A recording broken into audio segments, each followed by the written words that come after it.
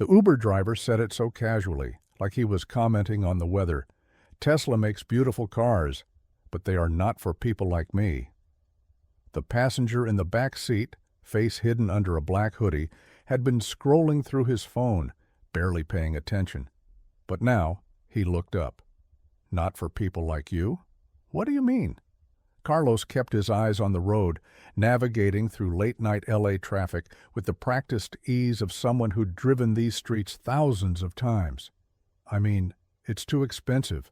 Model S, Model X, $80,000, $90,000, sometimes $100,000, even Model 3, which is the affordable one. He made air quotes with one hand while steering with the other. Still $45,000, $50,000. That's 2 years of driving Uber for me, maybe 3 years. But the technology is amazing, Carlos interrupted, but politely. I'm not saying it's a bad car, it's an incredible car. Electric motor, long range, autopilot features, beautiful design. I see Tesla on the road and I think, this is the future. So what's the problem? Problem is, the future is only for rich people, Silicon Valley people, tech executives, not for immigrant driver, not for teacher, not for nurse. Elon Musk talks about democratizing electric vehicles, but Carlos shrugged. I don't see democracy. I see luxury product. Silence from the back seat. Carlos worried he'd said too much. Sometimes passengers got offended when you criticized their industry, their companies, their millionaire bosses. He'd learned to be careful. Sorry, Carlos added quickly. I didn't mean to. No, keep going. This is interesting. What would make Tesla affordable to you? Carlos thought about it. Maybe $30,000, $35,000? Same price as Honda Accord, Toyota Camry? Still expensive, but normal person could maybe afford. Right now, Tesla is like... He searched for the right comparison. Like iPhone when it first came out. Amazing technology, but only for rich people. Then later, price came down, everyone could buy. You think Tesla should do the same? If they want to change world, yes. If they just want to make luxury cars for California rich people, another shrug, then is okay. But don't say you are saving planet, because planet is not saved by selling expensive cars to people who already have 3 cars. The passenger made a sound, might have been a laugh, might have been something else. You said you're an immigrant. Where from? Venezuela. And you've been in America. How long? 5 years, since 2019. What did you do in Venezuela? And there it was, the question that always changed the conversation. I was pilot, Venezuelan Air Force, F-16s. Complete silence from the back seat. Then, you flew F-16s. Yes, 25 years. And now you're driving Uber in a Honda Civic, telling Elon Musk's company that their cars are too expensive. Carlos laughed. Maybe is ironic, yes, but is true. And anyway, Elon Musk does not care what Uber driver thinks. He is too busy with Twitter and Mars. More silence. Then the passenger said very quietly, what if he does care? What if he's actually listening right now? Carlos glanced in the rearview mirror. The passenger had pulled back his hood slightly, and Carlos saw the face, and his heart stopped.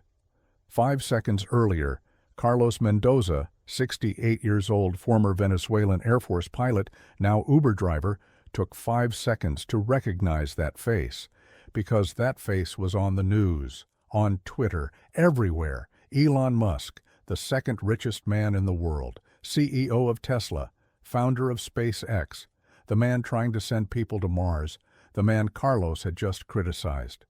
You, Carlos stammered, nearly swerving the car to the side of the road.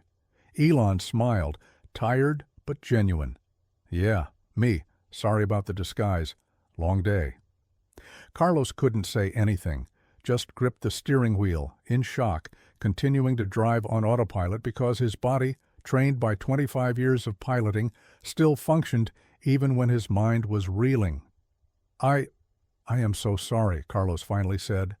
What I said about Tesla, it was very disrespectful. No, Elon interrupted, leaning forward. No, Carlos. What you said is exactly what I needed to hear. But, look, all day I'm surrounded by people who say yes to me. Engineers tell me Tesla is perfect. Marketing talks about luxury positioning. The board talks about stock prices. But nobody— Elon paused, choosing his words. Nobody tells me the truth, like you just did. Carlos was still in shock, but part of his brain started working. What truth? That Tesla is too expensive, that it's not for ordinary people, that it's a luxury toy for the rich. You're right. And I knew it, but I didn't want to hear it. Silence.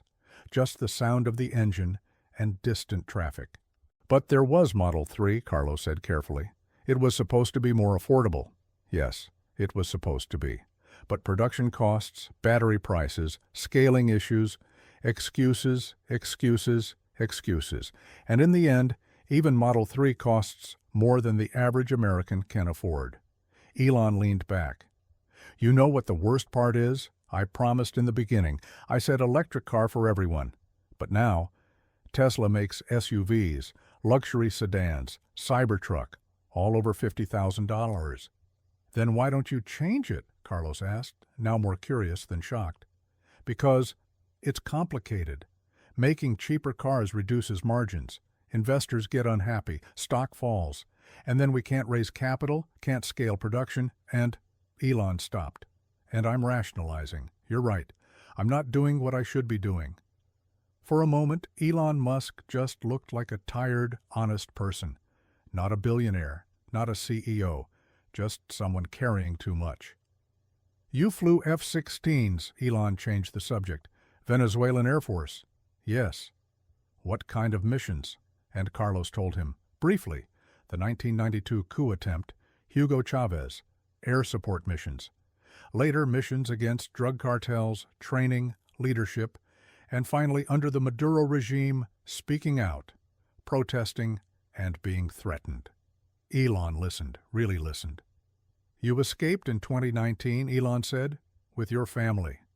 Yes, my wife, my son. They came 6 months later, different visas, very difficult, but we made it. And you came here, Los Angeles, and you drive Uber. Yes, Carlos smiled, bitter but accepting. My pilot certifications, Venezuelan military, not recognized here. I would need to retrain, recertify. That costs $100,000, maybe $150,000, and I am 68. Who hires 68-year-old pilot? Elon nodded slowly. But you still want to fly. It wasn't a question. It was a statement. Carlos didn't answer for a while, then, every night I dream, in F-16 cockpit, takeoff, thrust. That feeling. I don't know words to describe. Freedom, power, purpose. And then I wake up, and I'm in my Honda Civic, 2 a.m., waiting for another passenger. What about besides flying? Aviation consulting, training, project management? Carlos shrugged. Who pays immigrant driver for consulting? My resume has F-16 experience, but on LinkedIn nobody looks. They see Carlos Mendoza, Venezuela, and next application. Elon pulled out his phone, typed something. Carlos's phone pinged. Check your Uber app, Elon said. Carlos looked down. Tip. $500. Sir, this is too much. It's not enough. Carlos, what you did, leaving everything, starting over at your age, keeping your dignity, that takes real courage. The kind I respect. Carlos's eyes filled with tears. I'm just trying to survive. No, you're living. There's a difference. Elon used his phone again. I just sent you an email. From my personal email.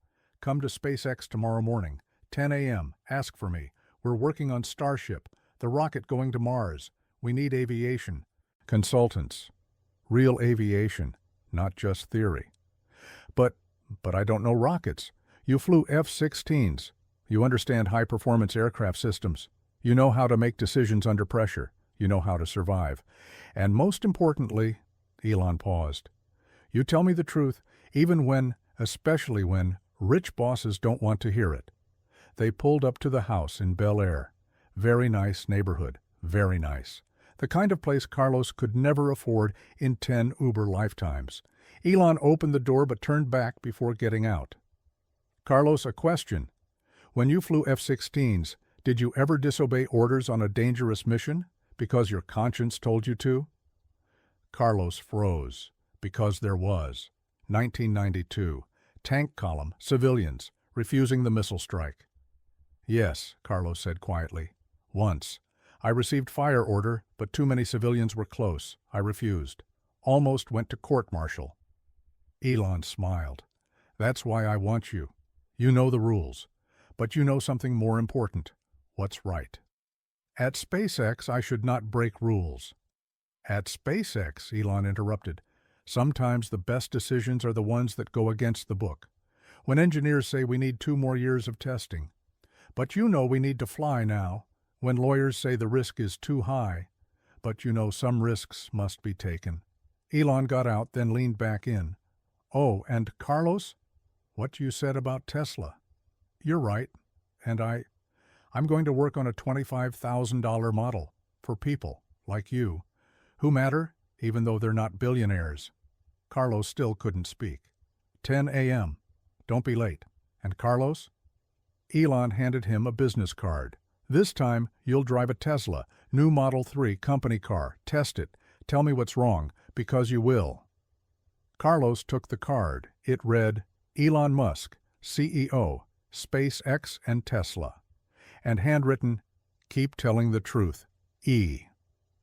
Elon walked to the house. Carlos sat frozen in his Honda Civic, staring at the card, trying to process what had just happened. 25 years flying F-16s for Venezuela, 5 years driving Uber in Los Angeles, and now, this.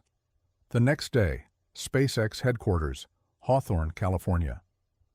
Carlos arrived at exactly 9:45 a.m., early, military habit, never be late. At reception, I'm Carlos Mendoza. I have appointment with Mr. Musk. The receptionist looked up, didn't seem surprised, as if billionaire CEOs hiring Uber drivers was normal. Ah, yes, Mr. Mendoza. Mr. Musk is expecting you. Please wear this badge. I'll take you to Building 1. Carlos followed, still not sure if he was dreaming. The SpaceX facility was incredible. Massive hangars, rocket components, engineers everywhere, walls covered with space photos, Mars, ISS, Falcon 9 landings. Elon's office was surprisingly modest, large glass windows overlooking the Starship prototype. Desk covered with laptops, technical drawings, coffee cups. And Elon, in a sweatshirt and jeans, reviewing something. Carlos! Elon stood, shook hands. You came. Good. Sit. Carlos sat, nervous. Relax, Elon said. This isn't an interview. I just want to talk about Starship, about problems I see. And I want to hear what you think. But I don't know anything about rockets. F-16s are complex machines, Elon interrupted. High performance, high risk, delicate systems. Starship is the same. Principles are the same. Details differ. But Elon stopped. Look, I have plenty of rocket scientists, smart people, but most have never flown a real mission with stakes. Never made do this or everyone dies decisions. You have. Carlos nodded slowly. So, Elon continued, I'm going to ask you questions about aviation, about decision-making, about risk. Your answers can't be wrong. They just need to be honest. For the next 2 hours, Elon asked questions. Elon, in an F-16, if you have engine failure, what do you do? Carlos, depends on situation. If I have altitude, I can glide. If not, ejection seat.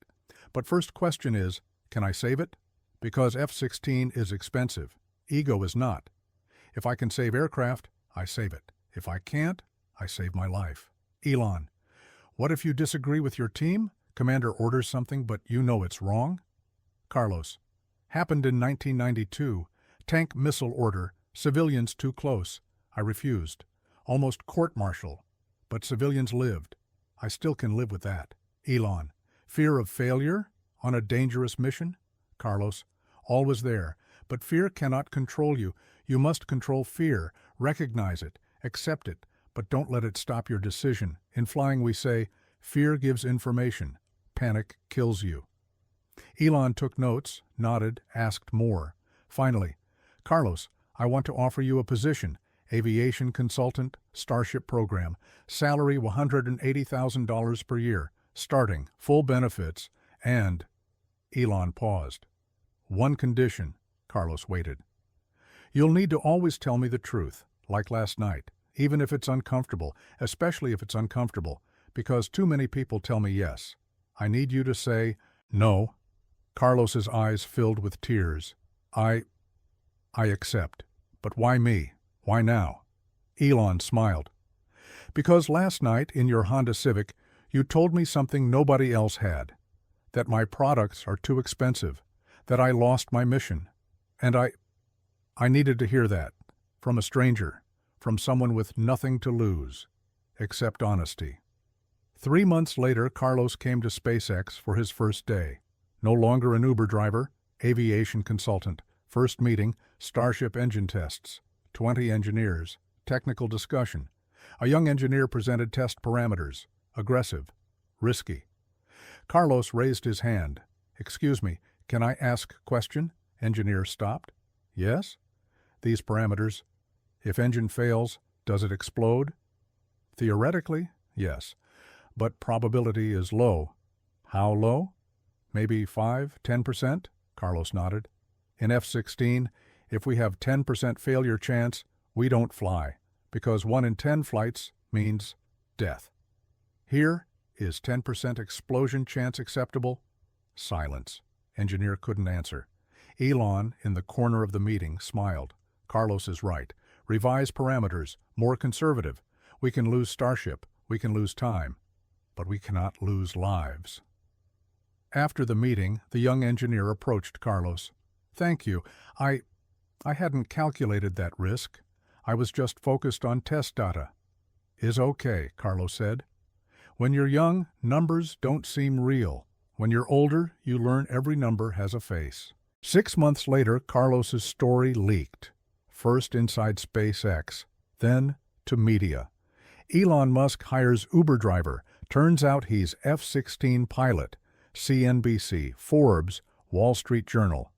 Carlos gave interviews. Reporter. You told Elon Musk in his Uber that Tesla was too expensive. Weren't you scared? Carlos, laughing. I didn't know who he was then, but yes, I was scared. After, not so much. Because Elon listened, really listened. Most rich bosses don't listen. He did. Reporter. And now you work at SpaceX. How has life changed? Carlos, serious. Everything changed, but also, I'm still me. Still immigrant, still accented, still old. But now I have voice. They listen to my ideas. This is beauty of America. Your age, your accent doesn't matter. Your contribution matters. But the most powerful interview was about something different. Reporter. Elon Musk said he'll make a cheaper Tesla. After your conversation, is this true? Carlos. I don't know details, but I know Elon thought differently that night. Maybe small part is me, but what matters? Someone listened, someone powerful. And maybe change comes. 1 year later, Tesla Investor Day. Elon Musk stood on stage, addressing investors and media. Today we're announcing something new, Tesla Model 2, fully electric, 250-mile range. And the price? Elon paused for effect. $29,000. The room exploded. Applause. Cheers. This car, Elon continued, is for everyone, for teachers, for nurses, for immigrants, for people who can't afford luxury cars but want to save the planet. After Elon stopped, the screen changed. A photo appeared. Carlos, in an F-16 cockpit, young, in uniform. This man, Elon said, Carlos Mendoza, Venezuelan Air Force pilot, now SpaceX aviation consultant. 1 year ago, he was my Uber driver, and he told me something. Tesla is too expensive, not for people. He was right. And this car? Elon touched the screen. This is for him, and for millions like him. The room stood and applauded again. Carlos in the audience, eyes filled with tears, applauding. because 1 year ago at midnight in a Honda Civic, he dared to tell the truth, and someone had listened. 2 years later, Carlos's home, Pasadena. Carlos sat in the backyard with his granddaughter. The little girl, 6 years old, was drawing. "Abuelo," she said, "do you really work on rockets?" "Yes, mi amor." "And you know Elon Musk?" "Yes, I know him." "Kids at school don't believe me. They said Abuelo is lying." Carlos smiled, pulled her onto his lap. "Sometimes life brings incredible things, but only if you're brave, if you work hard, and most important," he paused, "if you believe in yourself, even when you're old, even when you have accent, even when nobody knows you." "Are you brave, Abuelo?" "I was once, in F-16s, but when I came here, I was scared, very scared. But courage is not being unafraid, mi amor. Courage is doing what's right, even when you're afraid." His granddaughter rested her head on his chest. "I love you, Abuelo." "Yo también te amo, mi cielo." Carlos looked at the sky, clear, blue, infinite, the sky he once flew in F-16s, the sky where he now designed Starship rockets, and he thought, life is strange. One moment you're in a cockpit, next moment in Uber, then rockets. But maybe it's not so strange. Maybe it's just America.